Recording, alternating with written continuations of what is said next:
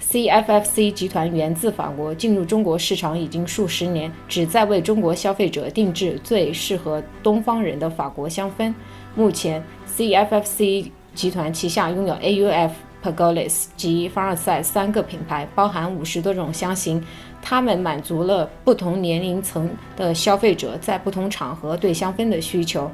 我们的调香师均来自法国著名奢侈品牌爱马仕的调香团队，是业界公认的目前唯一的平价设计师品牌，也是最佳性价比产品。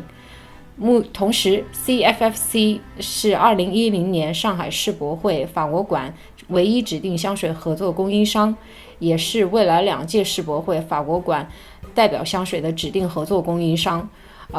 除此之外， CFFC 也为法国凡尔赛宫及国际各大知名企业定制香水服务。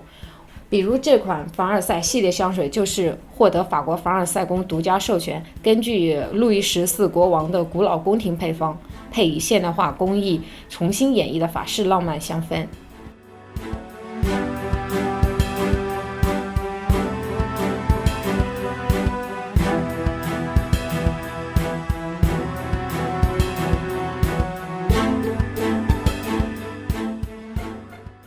Alors ces 2 parfums s'appellent Promenade à Versailles pour elle, celui qui est dans un flacon blanc,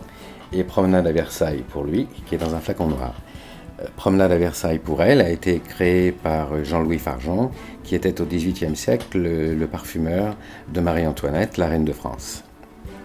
Il a créé ce parfum en utilisant essentiellement les fleurs, les fruits et les senteurs qui étaient ses favoris. Il a également créé, toujours à la demande de la reine Marie-Antoinette, Promenade à Versailles pour lui, parce qu'elle le lui avait demandé à l'intention d'un homme dont on ignore l'identité jusqu'à présent, l'histoire n'ayant rien pu prouver.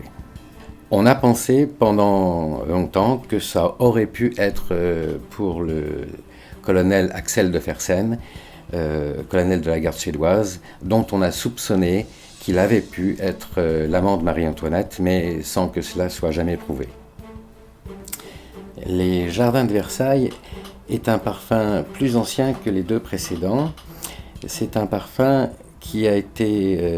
formulé par un parfumeur qui s'appelle Simon Barbe, qui lui a vécu au XVIIe siècle et que l'on a retrouvé dans ses recueils de formules, dont on pense qu'il a pu être destiné à l'une des maîtresses de Louis XIV. Il aurait pu s'agir, vu l'époque à laquelle la formulation a été écrite,